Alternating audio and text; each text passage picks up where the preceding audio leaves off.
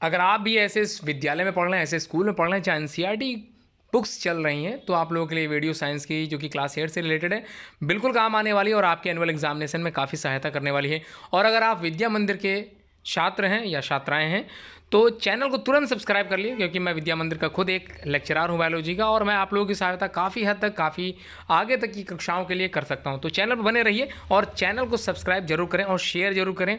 ध्यान रहे, most important video है आप लोगों के एनुअल एग्जाम में, ये मोस्ट इंपॉर्टेंट हो सकती है। तो चलिए, साइंस से रिलेटेड है, पहला क्वेश्चन मैं समझाता चल रहा हूँ, इसको ध्यानपूर्वक आप समझते चलिए।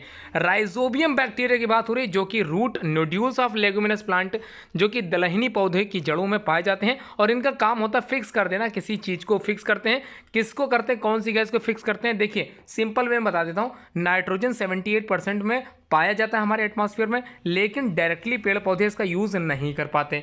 देखिए अब यूज कैसे करेंगे, इस नाइट्रोजन को कुछ नाइट्रोजन फिक्सिंग बैक्टीरिया जो जड़ों में पाए जाते हैं वो क्या करते हैं, फिक्स कर देते हैं। तो नाम से समझ में आ गया होगा, आंसर क्या होगा, नाइट्रोजन होगा। ठीक है, अब देखिए क्वेश्चन क्या कह रहा है, अगला क्वेश्चन कह रहा है वैक्सीन फॉर स्मॉल पॉक्स। ठीक है, देखिए चेचक के टीके की जो डिस्कवरी हुई थी वो डिस्कवरी करने वाले कौन थे? Louis Pasteur, Alexander Fleming, Edward Jenner या जॉन मेंडल। देखिए ग्रेगर जॉन मेंडल तो किससे रिलेटेड है? ग्रेगर जॉन मेंडल ये फादर ऑफ जेनेटिक्स के हैं, तो इस क्वेश्चन से रिलेटेड बिल्कुल नहीं। ठीक, अब बात कर लेते हैं अलेक्जेंडर फ्लेमिंग की। तो फ्लेमिंग किससे रिलेटेड है ये आप लोग जानते हैं। अलेक्जेंडर फ्लेमिंग जो आप लोगों ने स्ट्रेप्टोमाइसिन और अन्य तरह की जो है एंटीबायोटिक्स पढ़े होंगे आप लोग, तो इस तरह से रिलेटेड है। एडवर्ड जेनर ने पहले टीके की खोज की थी, ये बिल्कुल सही इस प्रश्न का उत्तर है। अब देखते हैं क्वेश्चन नंबर तीसरा क्या करा है, मलेरिया। देखिए मलेरिया वैसे तो मोस्टली है किसके द्वारा फैलता, मच्छरों से फैलने वाली बीमारी है, लेकिन यहाँ पर मच्छरों में भी एक पैरासिटिक प्रोटोजोवन पाया जाता है, जो क्या होता है उसके जब हमारे शरीर पर मच्छर बैठता है और वो काटता है तो मच्छर में जो पैरासिटिक प्रोटोजोवन हमारे ब्लड में पहुंच जाता है, जिससे मलेरिया हो जाता है। तो बेसिकली कॉज्ड बाय, देखिए नाम ही से लग रहा, मैंने बोला भी है, पैरासिटिक प्रोटोजोवन। ठीक है, तो यहां पर आंसर क्लियर हो गया होगा, प्रोटोजोआ। अब आगे बढ़ते हैं, क्वेश्चन क्या कह रहा है देखते हैं। द प्लास्टिक, देखिए प्लास्टिक की बात हो रही है, plastic which can not be recycled is, इनमें से कौन सी प्लास्टिक का रिसाइक्लेशन नहीं हो सकता? देखिए ये आप लोग बताएंगे। देखिए जूट, पहली चीज जूट नेचुरल फाइबर होता है, तो प्लास्टिक तो बिल्कुल ही अलग हो जाएगा। Rayon, nylon, these are the kind of synthetic fibre. अब बात करते हैं रेयॉन सही होगा कि बैकेलाइट सही होगा, पेट्रोकेमिकल सही होगा, आपको क्या लगता है ये आप लोग कमेंट बॉक्स में जरूर बताएं कि कौन सी प्लास्टिक जिसको हम लोग कैन नॉट बी रिसाइकिल, दोबारा से तैयार नहीं कर सकते, एक बार बन जाती है उसको रिसाइकिल नहीं किया जा सकता। पांचवा नेचुरली, देखिए नेचुरली प्राकृतिक रूप से अकरिंग पॉलीमर कौन सा है? सेलुलोज होता है, पॉलिएस्टर होता है, नायलॉन होता है या पीवीसी? तो पीवीसी का फुल फॉर्म याद कर लीजिए, पॉलीविनाइल क्लोराइड होता है। Question number 6, world first oil well as drill in which country, पहली ऑयल मतलब तेल शोधक जो क्षेत्र है किस कंट्री में पाया गया है, बनाया गया है, ये आपको बताना है। उसके बाद question number 7, which petroleum product is use in a place of coal tar. देखिए कोल तार के स्थान पर प्रयोग किया जा रहा है और मिटाइलिंग द रोड, और हम क्या कर रहे हैं, रोड में हम यूज़ कर रहे हैं। तो देखिए लुब्रिकेटिंग ऑयल हो गया, बिटुमेन हो गया, पैराफिन वैक्स हो गया, इनमें से कोई नहीं, तो कोई नहीं वाला ऑप्शन तो टीचर भी नहीं देता, तो ये तो ऐसे दिखाने के लिए हो गया। ऑप्शन है तीन में से कोई एक सही होगा। क्वेश्चन 8 देखते हैं, name the lowest temperature at with the substance start burning. देखिए लोवेस्ट टेम्परेचर जिसमें कोई भी चीज़ जलने लगती है तो उसको बोलते हैं इग्निशन टेम्परेचर। देखिए जंगल में आग अपने आप लग जाती है, तो ये अपने आप कैसे लगी, क्योंकि उस जंगल के जब इतना सूखा पड़ा और सूखे के बाद इतनी गर्मी पड़ी और गर्मी का temperature as according to ignition temperature पहुंच गया, जिसकी वजह से आग लग गई। ठीक है, अब इग्निशन टेम्परेचर आंसर सही है। क्वेश्चन 9 कह रहा है animals whose number are reducing to a level that they might face extinction. तो मैं समझा देता हूँ क्वेश्चन क्या रहा है। देखिए कोई एनिमल है जिसकी संख्या दिन प्रतिदिन घट रही है, और रिड्यूसिंग टू अ लेवल, एक लेवल ऐसा आ गया है जिसमें वो फेस करने लगा है एक्सटिंक्शन को। अब एक्सटिंक्शन क्या होता है, इसका मतलब होता है विलुप्तता। विलुप्तता का मतलब होता है बिल्कुल समाप्त हो जाना। तो एनिमल जो धीरे धीरे कम हो रहा था और अचानक से बिल्कुल समाप्त हो गया है, समझ लीजिए। ठीक है, या होने वाला, माइट लिखा है होने वाला है, तब इसको क्या बोलेंगे, देखिए होने वाला है, हुआ नहीं है। रिड्यूसिंग स्पीसीज बिल्कुल नहीं होगा, एक्सटिंक्शन स्पीसीज देखिए बिल्कुल नहीं होगा, इंडेंजर्ड स्पीसीज ही होगा क्योंकि डेंजरस स्पीसीज थोड़ी ना होगा भाई। Endangered species are that kind of species whose number are reducing to a level that might face extinction. ठीक है, क्लियर हो गया। अब कटिंग ऑफ ट्री, पेड़ों का काटना क्या होगा, देखिए पेड़ों का काटना डिप्लीशन ऑफ फॉरेस्ट जिसको डिफॉरेस्टेशन कहते हैं, और पेड़ों को लगाना या दोबारा से जंगल बनाना रिफॉरेस्टेशन, और लगाना एफॉरेस्टेशन। तो यहाँ पर तो डिलीट की बात हो रही है, हटाने की बात हो रही है, तो यहाँ पर आएगा डिफॉरेस्टेशन। अब क्वेश्चन 11 देखते हैं। द लॉन्गेस्ट सेल, देखिए हमारे शरीर में मकड़ी के जाल की तरह एक सेल पाई जाती है जो पूरे शरीर में फैली रहती है, और उस सेल का नाम है नर्व सेल। ठीक है, न्यूरॉन से रिलेटेड है, नर्वस सिस्टम से रिलेटेड है, अच्छे से तैयार कर लीजिए, बिल्कुल सही है। नर्व सेल अगर आप लोग लगाओगे बिल्कुल आपका उत्तर सही होगा। Question 12, which of this is not present in animal cell, इनमें से कौन सा एनिमल सेल में, थोड़ी सी स्पेलिंग मिस्टेक हो गई, CLL होता है, कोशिका की बात हो रही है, इनमें से कौन सी जो है नहीं पाई जाती है एनिमल सेल में लेकिन पेड़ पौधों में पाई जाती है। तो देखिए माइटोकॉन्ड्रिया तो दोनों में पाया जाता है, न्यूक्लियस तो दोनों में पाया जाता है, सेल मेम्ब्रेन जिसको प्लाज्मा मेम्ब्रेन कहते हैं ये दोनों में पाई जाती है, लेकिन chloroplast is only present in plants. ठीक है, chloroplast is a common type of plastid. देखिए एक तरह का प्लास्टिड है जो कि 3 होते हैं पौधे में, क्लोरोप्लास्ट, क्रोमोप्लास्ट और ल्यूकोप्लास्ट। अगर आपको तीनों के फंक्शन पता है तो कमेंट बॉक्स में जरूर कमेंट करके बताएं कि ल्यूकोप्लास्ट का फंक्शन क्या होता है, या ल्यूकोप्लास्ट पौधे के किस भाग में पाया जाता है। ठीक है, अब आगे बढ़ते हैं, देखिए आगे क्या कह रहा है। नेक्स्ट क्वेश्चन है एड्रेनालिन। देखिए हार्मोन हमारे शरीर में एड्रेनालिन है, वो सिक्रीटेड बाय, देखो एक चीज़ क्लियर समझ लीजिए, हमारे शरीर में 2 तरह के हार्मोन समझ लीजिए कैसे होते हैं। एक एक्सोक्राइन ग्लैंड से सिक्रीट होने वाला, देखिए एक्सोक्राइन से, तो यहाँ पर देखिए अब हार्मोन की बात करें, देखिए जैसे पैनक्रियास की बात करें, ये एक तरह का मिक्स्ड ग्लैंड होती है जो एंजाइम के साथ साथ हार्मोन का सिक्रीशन भी करती है, लेकिन कुछ ग्लैंड ऐसे होते हैं जो सिर्फ और सिर्फ क्या करते हैं, हार्मोन का सिक्रीशन करते हैं। तो अब बात कर देते हैं क्वेश्चन क्या कह रहा है समझते हैं। एड्रेनालिन हार्मोन कह रहा है, ये एड्रेनालिन हार्मोन किसके द्वारा सिक्रेट किया जाता है, कहाँ गया क्वेश्चन, ये रहा। अब नाम से लग गया होगा एड्रेनालिन, तो यहाँ पर उत्तर भी क्लियर हो गया होगा, एड्रिनल ग्लैंड। अब question 14, the strength of a force is usually express by the it's, अब फोर्स इज रिलेटेड टू, जरूर आंसर बताएं कमेंट बॉक्स में। अगला 15 साउंड से रिलेटेड, साउंड प्रोपोगेट होता है, आगे बढ़ता है, ट्रैवल करता है, कम्युनिकेट करता है, मैक्सिमम इन विच स्टेट। देखिए साउंड की बात हो रही है, सबसे ज़्यादा ठोस में होता है, मतलब सॉलिड में होता है, और सॉलिड में भी अगर ढूंढा जाए तो एल्यूमिनियम में कह सकते हो, स्टील में कह सकते हो। These are the common examples where the sound travel very fast. ठीक है, अब क्वेश्चन 16 क्या है, object that allowed electricity to pass through them, ये तो बहुत ही आसान क्वेश्चन आ गया। अब अगर मान लीजिए इलेक्ट्रिसिटी पास नहीं हो तब तो इंसुलेटर होगा, और इलेक्ट्रिसिटी पास हो रही है तो कंडक्टर होगा, इसीलिए हम लोग पढ़ते हैं metal are the good conductor of electricity.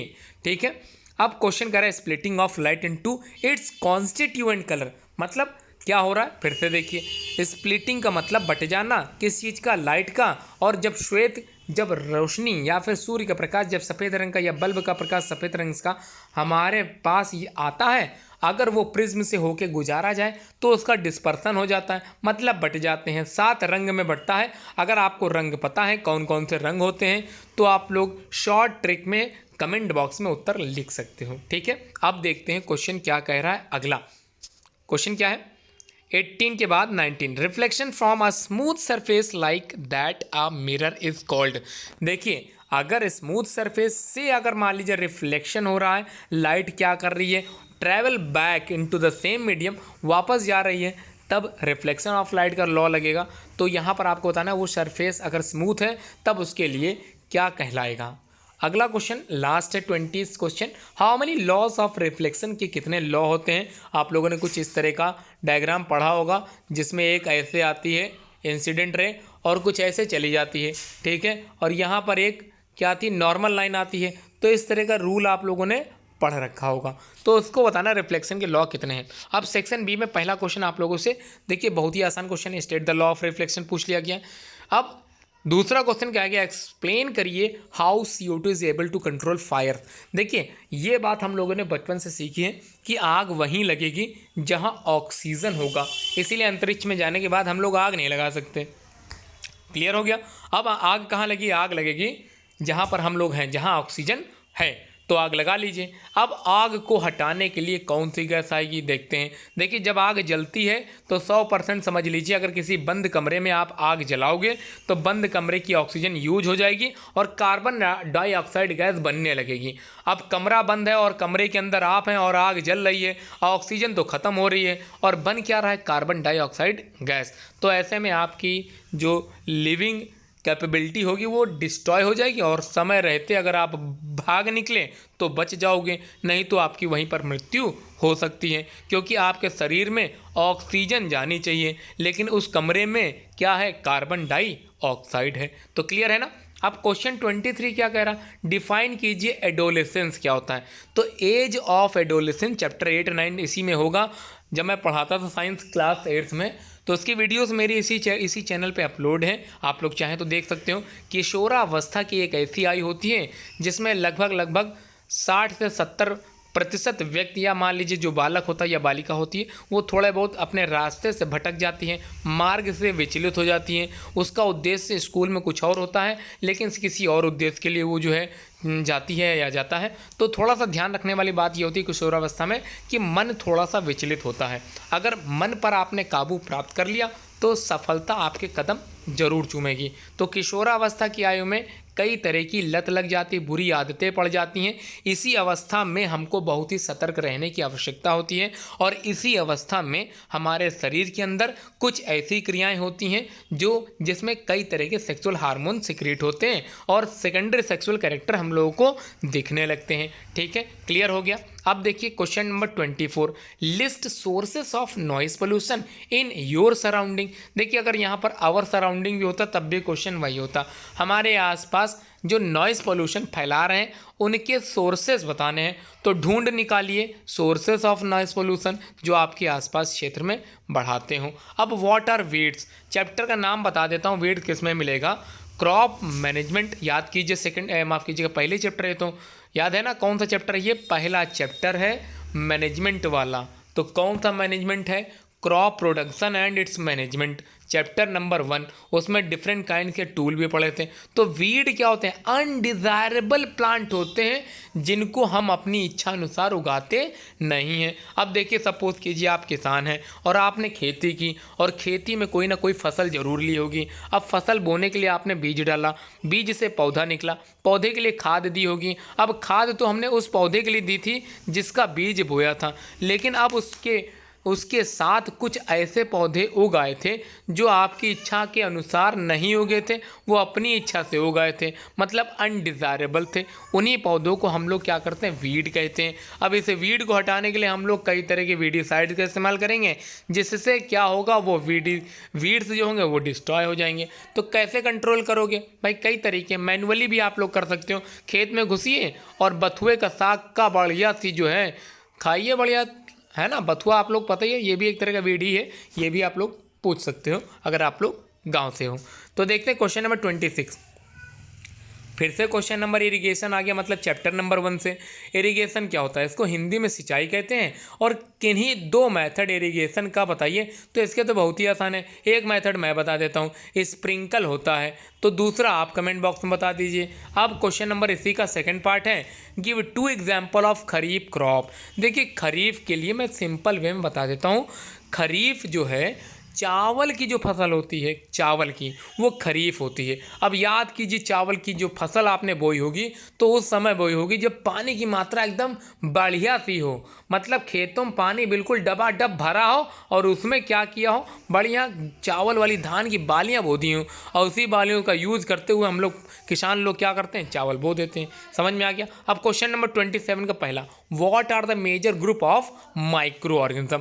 देखिए, माइक्रो ऑर्गेनिज्म सेकंड चैप्टर में आ जाइए। उसमें देखिए 4 काइंड के तो बिल्कुल आसान वाले माइक्रोब्स हैं, एक थोड़ा सा अलग से है जो नॉन लिविंग और लिविंग के बीच की संयोजक कड़ी है, जिसको बोलते हैं वायरस। नॉर्मल वायरस होता है नॉन लिविंग, लेकिन हमारे शरीर में जाएगा या किसी लिविंग सेल से जुड़ेगा तब हो जाएगा वो लिविंग। अब क्वेश्चन देखिए क्या कह रहा है माइक्रो ऑर्गेनिज्म के नाम बताओ और विच कैन, माफ़ कीजिएगा, और क्या कह रहा है, हाँ तो देखिए, एक तो बैक्टीरिया हो गया और वायरस हो गया, ईस्ट हो गया और 2 बचे, वो आप बता दीजिए। अब क्वेश्चन नंबर 7 का सेकंड वाला, name the micro which can atmospheric nitrogen in the soil को क्या करता है, बचा देता है। तो क्वेश्चन क्या कह रहा है इसको भी देख लेते हैं। Name the microorganism which can fix atmospheric nitrogen in the soil. देखिए इसका क्वेश्चन का आंसर इसी पेपर में आप लोगों को मिल जाएगा अगर आप लोग स्टार्टिंग से पढ़ना स्टार्ट करोगे। अब क्वेश्चन नंबर 28 का पहला कह रहा है एक्सप्लेन कीजिए फॉसिल फ्यूल्स को। जैसे आप लोग पेट्रोल जलाते हो या गाड़ी में डालते हो तो वही फॉसिल फ्यूल होता है, वो एग्जॉस्टिबल रिसोर्सेस नेचुरल का है, ऐसा क्यों है, कारण बताइए, एक्सप्लेन कीजिए।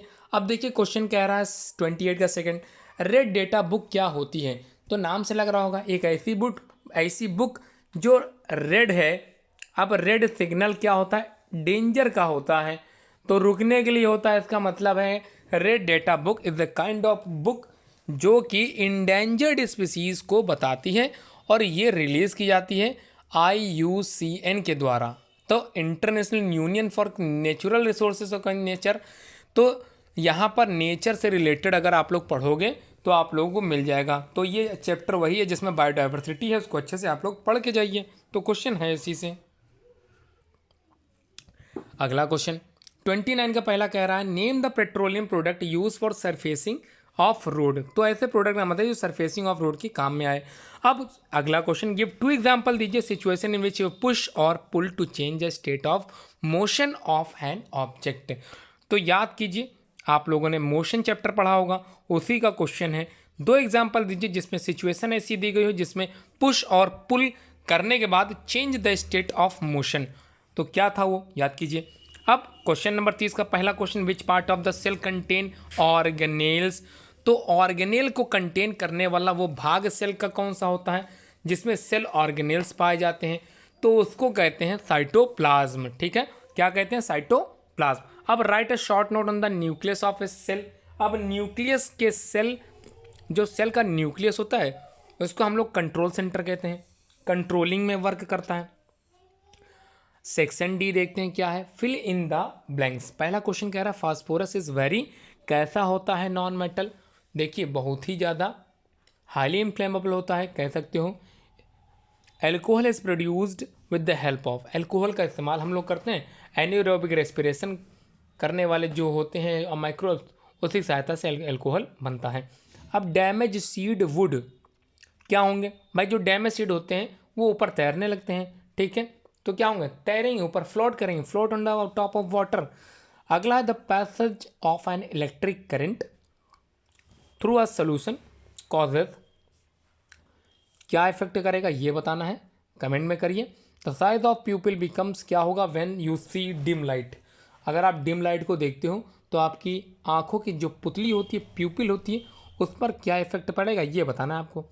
अब क्वेश्चन टिक द करेक्ट में देख लेते हैं क्या है, ट्रू फॉल्स है। CNG जिसको कॉम्प्रेस्ड नेचुरल गैस कहते हैं, मोर पोल्यूटिंग फ्यूल देन पेट्रोल, क्या ये सही होगा, ऐसे ही बता दीजिए। बिल्कुल फॉल्स होगा क्योंकि CNG वाली ऑटो का कलर ही ग्रीन होता है। जब ग्रीन कलर ही है तो ग्रीन फिर पॉल्यूशन कैसे फैला सकता है, ठीक है, तो ये फॉल्स हो गया। सेकंड कह रहा है unicellular organism have one sailed body. नाम से ही लग रहा है यूनिसेलुलर, यूनि का मतलब होता है सिंगल, अब सिंगल ही है तो सिंगल को वन ही तो कहते हैं, बिल्कुल ट्रू होगा। अब sound can not travel in vacuum, ये बात बिल्कुल सही है कि साउंड कभी भी ट्रैवल नहीं कर सकता किसी वैक्यूम में या फिर वहाँ पर जहाँ पर एयर नहीं है। अब कोल जिसको कोयला कहते हैं, ये can be drawn into wire, क्या कोयले की आप लोग तार बना पाओगे, नहीं बना पाओगे क्योंकि कोयला एक तरह का नॉन मेटल है और नॉन मेटल के हम लोग कभी भी ड्रॉन इनटू वायर्स में कन्वर्ट नहीं कर सकते।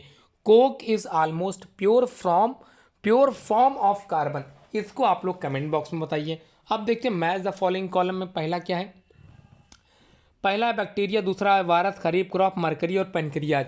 इनके इसी में से ऑप्शन लगाने तो बहुत ही आसान आ गया। देखिए देखते हैं क्या चीज़ है। देखिए वायरस एड्स फैलाता है, एड्स का मतलब acquired immuno deficiency syndrome, HIV virus होता है जो फैलाता है एड्स, ठीक है, तो इसका मतलब वायरस वाला तो क्लियर है, एकदम क्लियर। अब देखिए इंसुलिन एक हार्मोन होता है जो पैनक्रियाज के द्वारा सिक्रीट किया जाता है। अब मरकरी एक तरह का क्या होता है, मेटल होता है जो कि रूम टेम्परेचर पर लिक्विड होता है और इसका इस्तेमाल थर्मामीटर में हम लोग करते हैं। अब खरीफ क्रॉप देखिए तो बहुत ही आसान मिल गया, पैडी है। अब कॉलरा जो कि बैक्टीरिया से होने वाली बीमारी है, यहाँ तक आप लोगों को अच्छे से समझ में आ गया होगा। अब देखते हैं सेक्शन ई क्या कह रहा है, देखते हैं। क्वेश्चन कह रहा है एक्सप्लेन करिए how you can take care of your eyes, अपनी आंखों का ध्यान कैसे रख सकते हो ये बताना है। या फिर नहीं आता तो आप लोगों के लिए ऑप्शन है, is it safe for electrician to carry out electric repairs outdoor during heavy downpour explain. तो ये वाला क्वेश्चन भी आप लोग कर सकते हो। अब या तो 35 वाले में देखते हैं कौन से ऑप्शन मिले हैं। एक पेंडुलम है जो ऑसिलेट करता है 40 बार 4 सेकंड में, find the time period and frequency निकालिए। तो बहुत ही आसान है, 40/4, ये तो आसान आप लोग कर लोगे ऐसा मुझको लग रहा है। अब क्वेश्चन कह रहा है अगर आपको नहीं आता न्यूमेरिकल क्वेश्चन डाउट है तो list changes in the body that take place at puberty. देखिए अभी सेकेंडरी सेक्सुअल कैरेक्टर की मैंने बात की थी, प्यूबर्टी आप लोगों को एज ऑफ एडोलेसेंस में मिल जाएगा, आसानी से आप लोग तैयार कर सकते हो। अब क्वेश्चन कह रहा है गिव रीजन के साथ बताइए water is not use to control fire involving electrical equipment. तो इलेक्ट्रिकल इक्विपमेंट के तौर पे कंट्रोल करने के लिए आग जो कि किससे लगी हो, इलेक्ट्रिकल इक्विपमेंट से लगी हो, उसके स्थान पर हम लोग पानी नहीं इस्तेमाल कर सकते, मतलब उसको बुझाने के लिए पानी इस्तेमाल नहीं किया जा सकता। कारण बताइए ऐसा क्यों। अब दूसरा इसी का क्वेश्चन है LPG is better domestic fuel than wood. देखिए लकड़ी को जलाएंगे तो क्या होगा, कार्बन डाइऑक्साइड मात्रा में अच्छी तरह से निकलेगी। अब वहाँ पर क्या होगा, धुआं निकलेगा। यहाँ पर एलपीजी जो आपके घरों में है लिक्विड पेट्रोलियम गैस, आसानी से आप लोग यूज़ करेंगे तो पूरी तरह से लगभग डिस्ट्रॉय हो जाता है, आसानी से जल जाता है। तो कोई भी राख नहीं बचती है, तो उसका इस्तेमाल आप लोग घर में करते भी हो। तो ये बहुत ही अच्छा संसाधन है, आप लोगों के घर में इस्तेमाल हो रहा है, ठीक है, फ्यूल के तौर पे। अब या तो ये दो करिए, draw label sketch of human eye का डायग्राम बनाइए, या avoid plastic as far as possible, जितना आप लोगों से हो सके उतना अवॉइड कीजिए। कमेंट ऑन दिस एडवाइस, इस एडवाइस पर अपनी सलाह अपने कुछ विचार प्रस्तुत कीजिए। ये था पेपर साइंस का, और उम्मीद करता हूँ चैनल आप लोगों ने सब्सक्राइब करके रखा होगा और अपने दोस्तों तक जरूर पहुँचाएँ। हर एक जो भी आपके स्कूल में, चाहे वो किसी भी क्लास का क्यों ना हो, इस चैनल को उससे प्रयास करें कि इस चैनल से जरूर जुड़ें। पूरी वीडियो आप लोगों ने यहाँ तक देखी, समझी। धन्यवाद पूरी वीडियो देखने का।